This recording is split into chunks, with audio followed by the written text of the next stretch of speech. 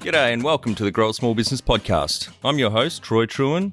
Each week, we speak with an owner who has grown a business with 5 to 30 team members to something bigger. Diving into their numbers and unearthing the pain they've experienced, we explore what they did to overcome each barrier and what they would do differently from day one. Let's get into it. Welcome, everyone. Today I'm interviewing Anne Sieg from E-Commerce Business School. She's based in Bentonville, Arkansas, in the United States of America. Thanks for your time today, Anne. Great to be here. Thank you. Let's start with how we know each other. Rika from Gerber Media Group thought you might be a good guest to come on the cast, so reached out. Yeah, that's correct. Tell our audience a bit about your business, what it does and how it makes money. Well, what we do is we are a training and mentorship company to help people learn how to become third-party sellers on Amazon. Basically, I made that pivot 10 years ago after I was teaching online marketing for about 8 years. And how we make money is by training up people and providing mentorship. So pretty high-level hand-holding experience and mostly meant to empower them. We have a real focus on learning how to set up the automation pieces so that they can have a scalable Amazon business. Great. So you've niched down from the e-commerce space just to Amazon? Correct. And to an extent, a subset focus on a particular sourcing method, but really more so overarching is teaching people how to set up systems from day one as we provide the standard operating procedures, pretty much an A to Z blueprint. We don't do it for them. We're not a done for you. We are an empowerment. We teach people to become a CEO. Yeah, great. How did you start out? Oh, it's a long story. Basically, my husband and I have had a number of businesses over a 35-year span. We were in real estate investment, not terribly heavily, more as a nest egg kind of a thing. We were in the automotive industry, replacing windshields. We had that business for a good 12 years. And then I got into direct sales. Actually, I'd been in direct sales as it was for about 20 years, but then I decided to take that more online. And that was as a result of my eldest son. I had homeschooled for 12 years and I taught them entrepreneurship. And so doing businesses within the home and home entrepreneurship was just mainstay. That's the cloth that we were cut from. And that's how we raised our 3 sons. So it was actually my eldest son and I partnered up in 2006. And we initially began, he was an affiliate marketer. He was the top affiliate in the world for Best Western, Walmart, Get Response, etc., way back when he was about 20 years old. And then I was also doing my own internet studies, and then we joined forces. And our first ebook, we did $4 million with our very first online product. And that was basically helping to build someone else's company. But then we thought, well, I think we can profit more if we break off and do our own. And then from there, so we had a training company where we were teaching how to build online sales funnels. And then we made the pivot into e-commerce 10 years ago. And the main reason was, it's interesting, business can lead you in paths that you weren't planning on. And this one was driven by the fact that advertising platforms did not like the business model that we were promoting. It's known as direct sales, network marketing, etc. And so, everywhere we went, no matter which advertising channel it was, they said, not here, you don't, get out of here. Yep. And so that's when we shifted into e-commerce. And it was interesting because our 2 boys had done eBay way back in junior high and high school. So it's kind of like, oh yeah, e-commerce, we did that way back when. And so it was just a lot more fun because teaching online sales funnels, it's a long play. It's a really high level skill set that takes a long time to master. And so people would tend to get discouraged, not get their results fast enough. It's so multifaceted and there's so many layers that you need to become an expert at. And so we shifted into the training. It's always been a training company. My background is teaching. I was a sports coach. My parents were teachers. That's just kind of in my DNA. So we shifted 10 years ago into the e-commerce training space. Great. And are all 3 of your sons business owners now? Well, okay. So my eldest son and I, we were partners for 10 years along with my husband. We got him home. And then he kind of took off, and that was 6 years ago, but he's actually come back into the company as of August of this year, and he's now director of marketing, what he was before, and that I had to take over. Thank you very much. Held up the fort. The youngest son is our full-time videographer and content manager, and my middle son lives in China. He's a sourcing agent, but he too has trained for our school. Yep. Fantastic. Yeah, my 9-year-old daughter's at me with her latest business idea because both her mother and I run our own businesses, so she's quite inspired. There you go. Yeah. Yep. Apple doesn't fall too far from the tree. So, and what year did you start up e-commerce business school, and how old were you? Okay, the math here for that. Oh, right. How old is I was 54. There you go. And it was a DBA of our previous company, and then we broke it off as an LLC in 2018. But the brand name came out in 2016. Yep. But it basically it was kind of a shift from one company into the another. Set up a DBA, then break it off, and an LLC, kind of a progression pathway. So you'd say 2016 was when the business started? Actually 2014 is when we shifted, but EBS, the brand, was in 2016, e-commerce business school. Yeah. Right, 2014. Great. And do you have some key numbers you can share to illustrate the growth of the business? Well, I would say we made a significant shift when we went from an ascension funnel into straight what's called an application funnel.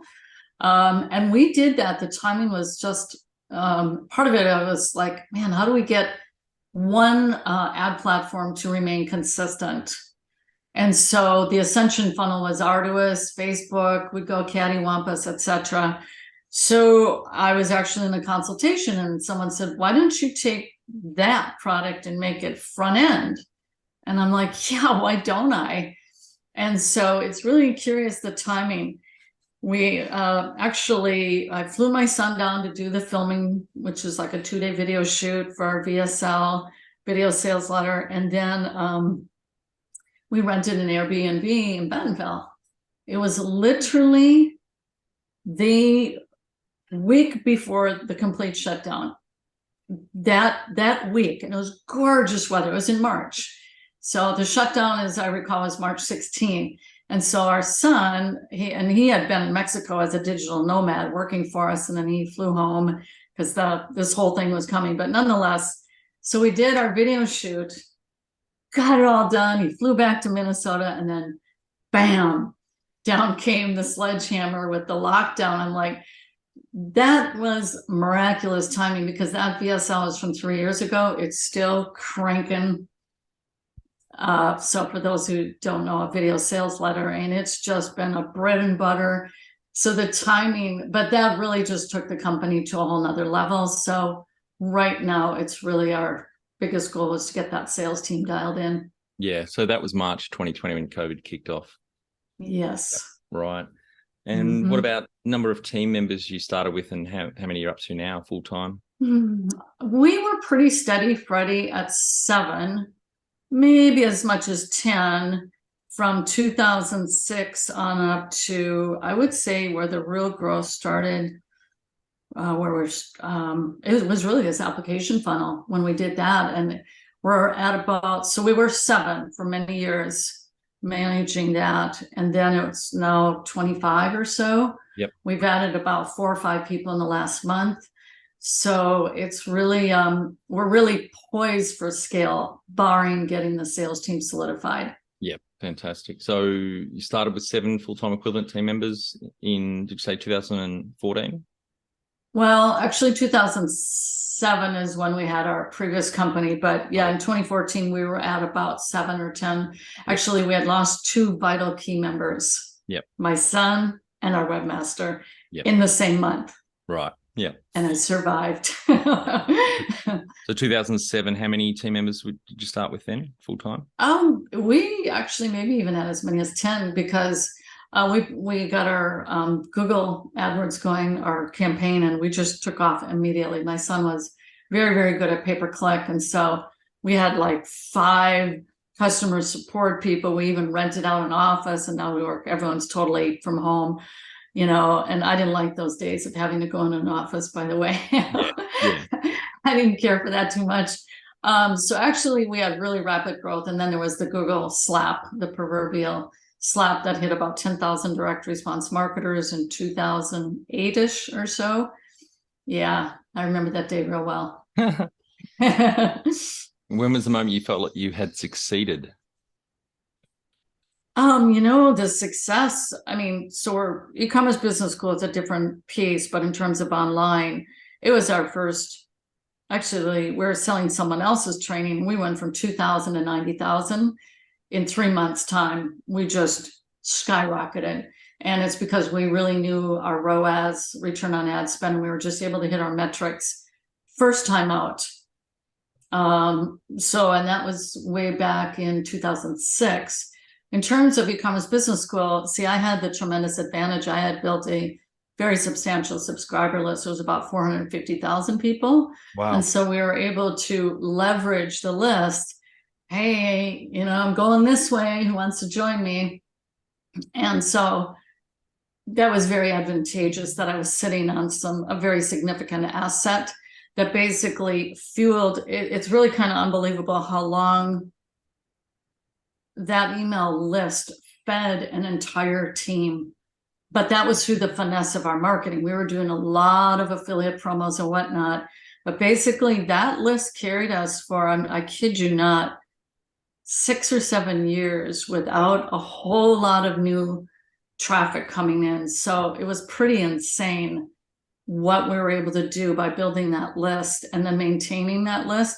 Now that old list is just not even worth anything at this point.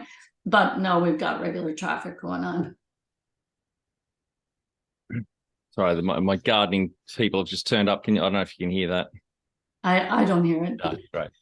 What does success look like to you?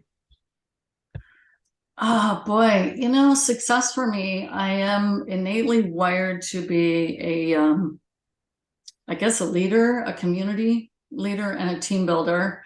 I was a sports coach for 12 years. I was in the sport of gymnastics, and I just naturally grow teams of people. It's my natural affinity. It's something I really love. So probably the success in terms of working with a team of people is having a really well-run team of people that work together so well. I call it the brain trust. And then it's just is really fun to work with a group of people who are all driven with the same mission in that regard, is in business life. And that's very personally very satisfying because I really love bringing people together and working together. My mom did it all the time, so I followed in her steps. And second to that is, success. A big part is I have autonomy. I work from home. I can't say my hours are all skinny and small. I actually work pretty significant hours. I'm working on my sales team right now. But the success that I have been able to not only empower my family, but I have like 25 people that you just go, and they own a house and they're buying cars because of the work that I have done. Sometimes I just think, oh man, this is kind of weighty stuff. But then there's a kind of a satisfaction. And beyond that are literally tens of thousands of people's lives that I've touched, that they now too have been empowered and are working from home. So it's created this incredible ripple effect that I'll never know in my lifetime how many lives the work that I've done, that I've touched, which is all about how to build a business online and be location free, independent. Excuse me.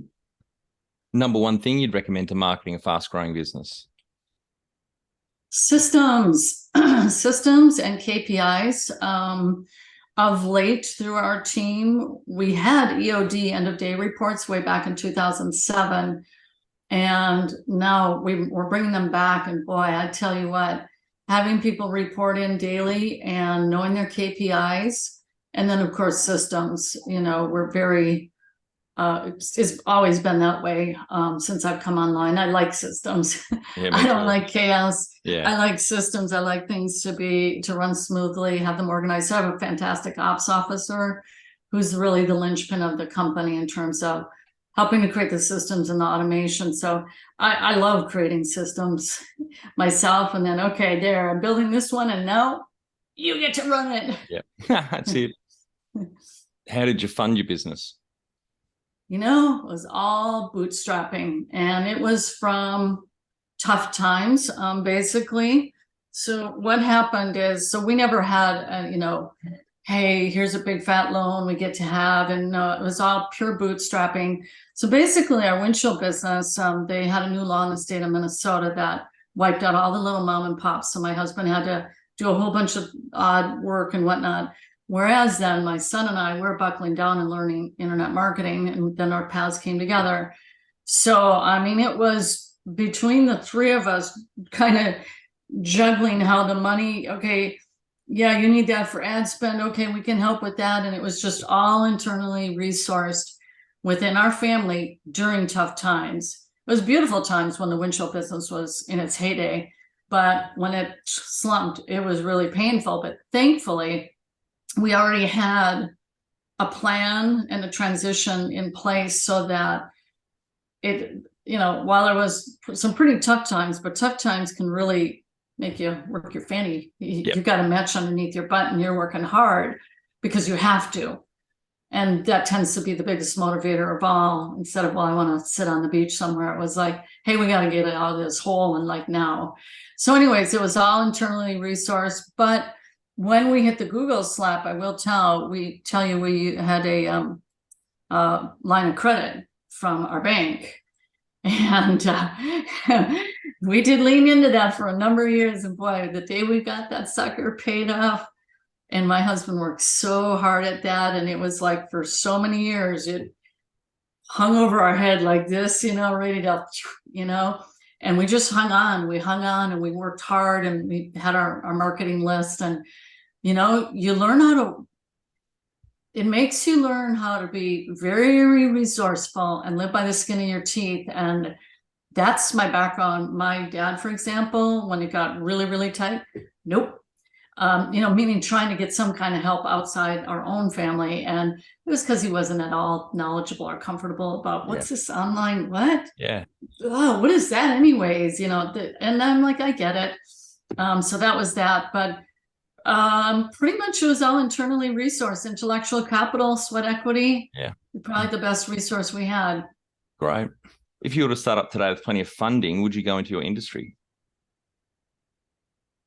If I could get a lot of funding, what would be the industry? Yeah. Well, I do have to say we are building out a business model that will be comprehensive and integrated with other sectors that naturally dovetail into what we're doing. So being that manufacturing is coming back with a vengeance into the US, it would probably be in the shipping arena. So here our Amazon sellers need to have a solid shipping resource and transportation resource. So, and then otherwise it would probably be to start a VA company, which would naturally augment what we're doing with our training and mentoring companies. So, but the shipping, we have a more unique opportunity due to networks. On the whole, getting big funding, it's hard to fathom because I've never had it, but that's what I would do. I'd go into shipping. Can you outline the most stressful point in your small business journey so our audience can learn from it? Oh boy, most stressful. It'd be a tie almost. One was the Google slap because it just was so unanticipated. And I remember my stomach falling to the floor and saying to my husband, we got a problem here, Houston. There was that. But the one that was really tough, when both my son, who is our director of marketing, and my webmaster both left the same month. And it was like, really? How long did you not talk to your son after that? Well, there are things that, yeah, it wasn't as dreadful as that sounds in that regard, because there was more to the story. But thankfully, I had a very strong lead executive who said, hey, here's what I think we should do. And we resourced. I mean, it's really quite unbelievable that we sustained through that. I mean, it truly was. And I mean, it was really tough. I had to take a walk around the neighborhood, and my youngest son was with me, and he put his arms around me, and I'm pretty broken up because, you know, this is my baby. A business is a baby. And so that was pretty stressful, real stressful. What area in business do you feel you've had to work on the most to add the greatest value? The area of the business, the training, I'm really blessed because I have a fantastic fulfillment team. No complaints whatsoever. They're spectacular. The biggest investment, I would say right now, the challenge is getting the sales team where it needs to be. And the latter part of the question was, that will give me the biggest return, or how did that go? Yeah, for sure. It's the sales team. That has proven to be the most difficult department I have ever imagined. And it was going fine for 2 years. And now it's just like, oh my word. So we're just going deep. And it just takes a lot of grit-like determination and say, well, we're going to figure this out. And so there's a quote. I don't know if this is from Elon Musk or what it is, but the CEO goes to the crappiest part of the company and fixes it. And so that's what I'm having to do. So you don't necessarily go to what you love. That doesn't quite work. Doesn't work that way necessarily as a CEO. You got to go where you got to fix the company and turn it around. So that is what I'm doing right now. And I know for a fact that can take us substantially to a whole nother level. What have you enjoyed the least about managing fast growth? Having to go to a department that I really wasn't planning to go to, and having to get my head squared on straight to go, oh yeah, man, I am pumped and excited to work in this department. Let's do it. And it's a department that requires a lot of rah-rah and inspiration. And so I would say that's what I dislike the most. But, you know, on the flip side, you learn more of what you're really made of and what you're capable of, and it strengthens your capabilities as a CEO. So that's my reply. What do you love most about growing a small business? I like the idea of scaling. I mean, I'm not done until I get the Mount Everest that I committed to in the first place. This is why I've hung on to it, like, you know, with my teeth or my fingernails on the cliff. I have hung on through every imaginable storm, hurricane, blizzard, you name it. And it's like, no, I am not done until I win the marathon to get it to where I want it to be. In fact, I was being advised by one executive this past year, you know, we really could just settle for less and just stay right about here, you know. I said, yeah, there's one problem with that. We'll be obsolete in no time. So that's a nice notion. We'll just kind of snuggle up and make it really small operation, and we'll be happy with that. But I know the industry too well. That's called resignation, and you may as well just hang up your hat and you're going to die on the vine. And I'm fairly ambitious. I have some weird DNA that way that I can't let go of. And it's like, no, you know, I'm going for the big win. And I don't want to settle for less. And, you know, he was really trying to persuade me that way. And I could tell my two other executives were like, say what? No, we want the big win too. And I'm like, I threw my hand out on the table, you know, like, we're going for everything here. So yeah, I like, it's okay. You know, sports toughen me up that way that, yeah, it's hard.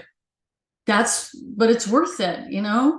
And the wham-whams who want to tuck their tails in, you know, then just go do that.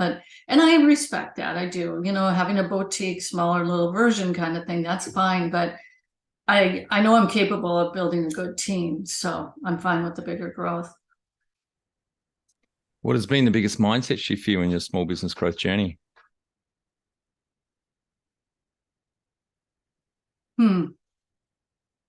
Biggest mindset, boy. I was going to say suck it up buttercup, but I've always felt that way. The biggest you know, I suppose maybe it was that we were so accustomed to ascension funnels. When we first came online, it was the free ebook, and then it goes to here, and then it goes to there. And we tip that all on its end. And now when you go direct to application, which is, high ticket sales is what they call it. And I had seen other people do it, but I thought, is that going to work? And it has. I mean, it takes a lot to get the numbers just right and the metrics and the profits and all that. But I would say it was shifting from, I wrote about it. It's in the ebook. I wrote about ascension funnels, and now it's like, boom, I flipped it over.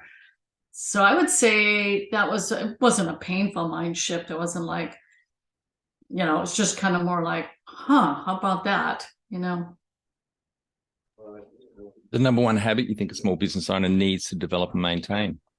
Tracking. You just got to track. The numbers don't lie. You just got to stay consistent. I've always had tracking. It goes back into my sports world efforts, and it just keeps you where you need to be. So that's what's led to my, give me something that I have to be consistent on. I'll do it. Then you have benchmarks set and you go to the next level. It's just business logic. Yeah. What can be measured can be managed. Yeah. Be the change you want to see in your business. Become more productive and less stressed with our free Transform Your Performance online course. Once you see the benefits, put your entire team through the course at no cost. We start out by telling you the secret to guaranteed success, then over 100 lessons help you be more focused, present, productive, and feel more in control about work. growasmallbusiness.com. Can you talk to how you've added people to the team, some wins, mistakes, and advice for those listening? Sorry about that. It's not because I couldn't hear you. Alrighty. Boy, it's been a process, because you make your money when you hire. So we actually just recently have started implementing the Colby. I'm not saying that we're doing that across the board, but the Colby test, it's interesting. And my ops officer is really pretty enamored by it, because it's been really difficult in the tech department you think you got the right person, and then, the behaviors aren't lining up for that position. And so that's a recent development but other than that, I will say I have the huge benefit, especially previously when I was had an internet marketing company. We had a huge list, and so I could just draw the talent from my list, and they were thrilled to be able to work with me, and like, oh, I get to work with Ann, and so the list isn't as big now as it was back then, but that was a great way to hire, was from within. And I will say too, I have a community, and so I can see the talent grow up right within my team. So for example, from my previous company, it was a member, and I was just so impressed with her. And then I lost my customer care team manager, and I reached out to her, and lo and behold, she wanted to come and work with me. And now she's my officer, and she's been with me about 8 years. And so I've done that through my community. The other is we have began outsourcing from the Philippines 4 years ago. And so now we have about 8 Filipinos on our team. And our trainer created a training for how to outsource, more so for Amazon sellers. But we use his exact training to help us for the outsourcing from the Philippines, because I always said, no, internet marketers, US based, no, that doesn't work that works for Amazon sellers, but not for us. No, that doesn't work. Oh, I was completely wrong. Yeah, they're really good, aren't they? The work ethic, the quality of their work and their communication, their language it's ideal. Yes. What are some things you recommend to building a sustainable and kick-ass culture to help with the growth? Well, we have a pretty strong meeting cadence. Is really very integral. We always have, because you have to maintain a consistent flow of communication, because nothing irks people more when they don't have clear expectations, clear understanding of what their roles and responsibilities are. The other thing is, I think in part, I have a more egalitarian approach to the business that, yes, obviously we have these roles and positions and whatnot, but I always believe that the next greatest idea in the company can come from anyone on the staff and the team, and especially with the people with their ear closest to the ground, but people like customer care, etc. And so I always have, nigh onto equal value, ears out for whatever people see, and especially the people who are working directly with the customers, the coaches, obviously the sales team, customer care. I'm going to pay very close attention to what they're saying. So we have a very open platform for sharing ideas. So we have a really strong brain trust. There's tremendous amount of respect within our team because of the team culture is being respectful. No one likes to work in an antagonistic, beat down, annoying kind of team culture that is just annoying. And it's like, I thought we left the playground a long time ago. Well, what is this now? Yeah. And so just a more mature wisdom, based kind of culture. For example, we have, Facebook group has been our main platform for our community members. Is we have close to zero drama, weirded out stuff, people doing, it's very well managed. And people kind of know there's a standard in place, a standard of conduct that kind of bad players, bad actors just winnow themselves out. They don't fit here. So, so goes leadership at the top, so goes the rest of the company. So it's really how you lead from the top. But I love our, we try to always have also at the beginning of our meetings, what's a win? What's your biggest win today? So I'll focus on the positive because in business, you're always having problems you're trying to solve. It's never ends. There's always one problem to the next. But hey, what was your big win today? So for example, this Friday, we're having our weekly team meeting. There's a staff meeting, there's a team meeting. We're bringing even in our sales reps into that call for everyone to meet each other. And it's going to start with that. Just what's your biggest win here working on our team? Tell our audience how you've handled balance. Oh, not the best. I'm just going to say that. Sometimes it's like, would I work this many hours no matter what? But truthfully, the way I manage balance is I have to get outside. I have to have fresh air. I have to be doing some kind of physical fitness or I'm going to lose my mind because I sit at a computer pretty much all day long. And so I bought I have a new rowing machine I bought about a month ago that I love. But getting out for a walk every day, I love hiking and biking, but I maintain my sanity.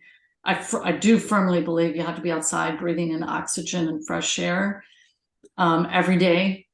And and then in the evening, I wind down with my husband. We have a glass of wine and that's my balance. Yep. How much professional development have you invested in yourself? A tremendous amount.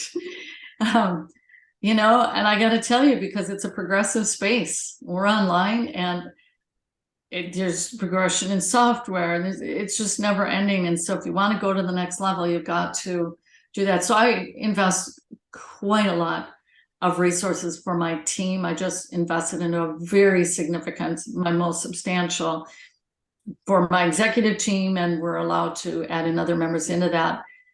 Because if you want to be premium, you got to get premium mentoring. So how much I don't know if over the years it's a couple $100,000. I honestly don't know, but it's continual. You have to keep accessing experts because you can't maintain it all under one team. Let's say it's YouTube. Okay, we found a YouTube mentor. Oh, it's this now. We get it. Just the nature of the beast.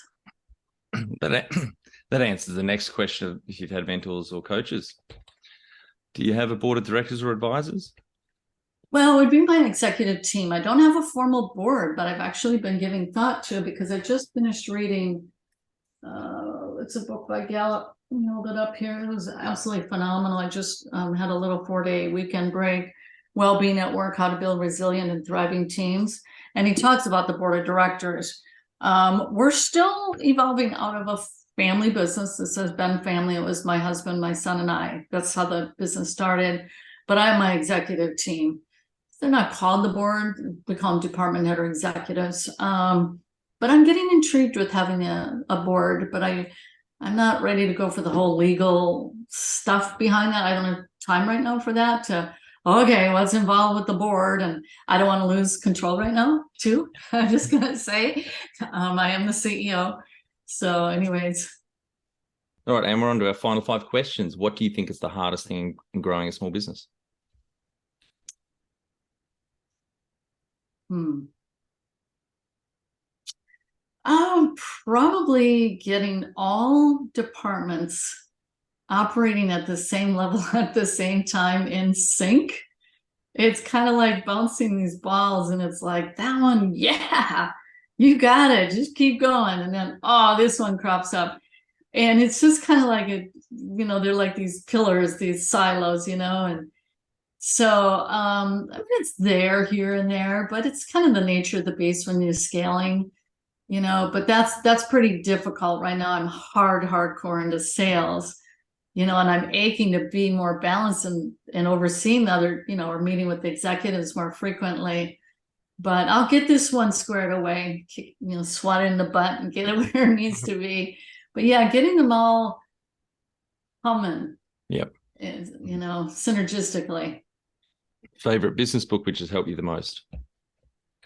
Oh, the foundational one is probably E-Myth Revisited. I mean, that's a long time ago. I probably read it 20 years ago. Yeah. Yeah. I mean, it just, because we had owned businesses up to that point. And so, but it really made it abundantly clear, the proverbial pie baker, and that's really great. But, so I would say that I've got many, like I say, I just read this one. It was excellent. It was very, very good. What's the title of that one? Who's the author? Well, it's Well-Being at Work. This is from Gallup. So Jim Clifton and Jim Harter. And really what it's about is, if you want to be competitive, you're going to have a winning team. They are there. It's called the 5 elements of well-being. And then, believe it or not, career well-being is the linchpin that is more important than the rest, according to the data. And they sit there and interview like 50 million people, literally. Yep. It's huge.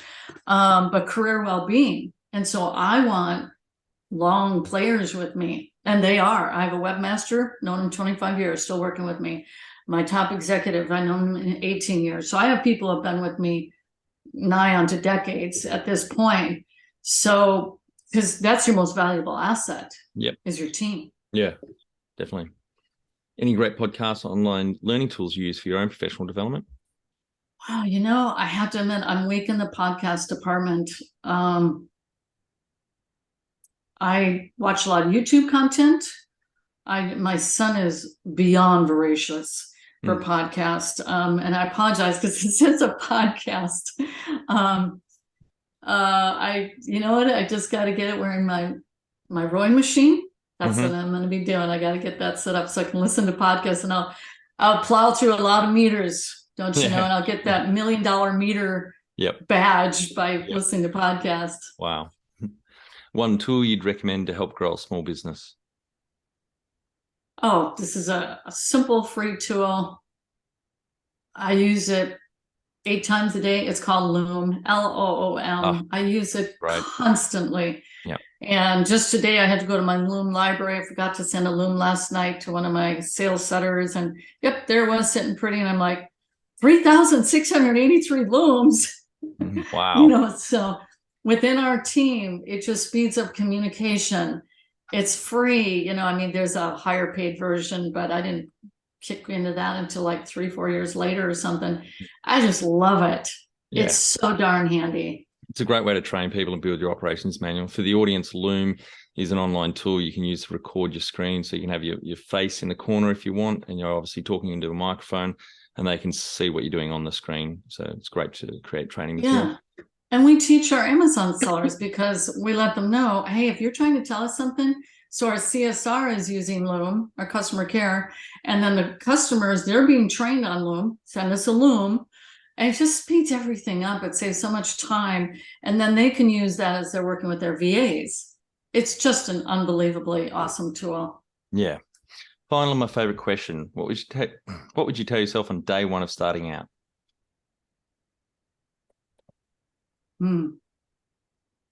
When starting out, oh gosh. Probably knowing how to better ride the emotional highs and lows. I don't do very well with that, and I know I don't.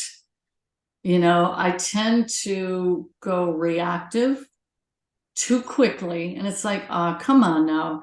We've seen these highs and lows before. Just chill out a little bit here. It's not the end of the world. So my personality, and I know it. I know when I'm in the reactive state. Not a good thing in business, ever. So, but unfortunately, and I think it's from my mother, but it is really knowing how to keep your cool through the emotional highs and lows, because they are there and you will be peppered left and right. No one is immune from it. And it's just knowing how to stay cool and calm. I haven't mastered that, not by a landslide, but it is vital for your mental well-being, really, because here's the thing, the more you go into reactive mode, the more prone you are to mistakes. Whereas if you can maintain that calmness, like for me, it's just get out and take a walk, just step away. Because the longer I stare at the screen, the madder and more frustrated I'll get. So just get out and get some fresh air. That's some of the best advice. And I find that when you get away from your computer, boom, then all of a sudden solutions come in. So the more you try to force a solution, just you got to walk away. Yep. Great. Well, thank you very much for your time today, Anne. I think the audience got a lot of value out of what you shared with us. Really enjoyed the chat, and congratulations to you and the family and the wider team on tremendous growth, up to 25, 30 team members now. Well done. Thank you. Appreciate it. And for our audience, we would greatly appreciate a review in iTunes or whatever platform you listen to us on. More reviews means we bubble up higher in iTunes, etc. So more business owners looking for podcast help with their growth will find us.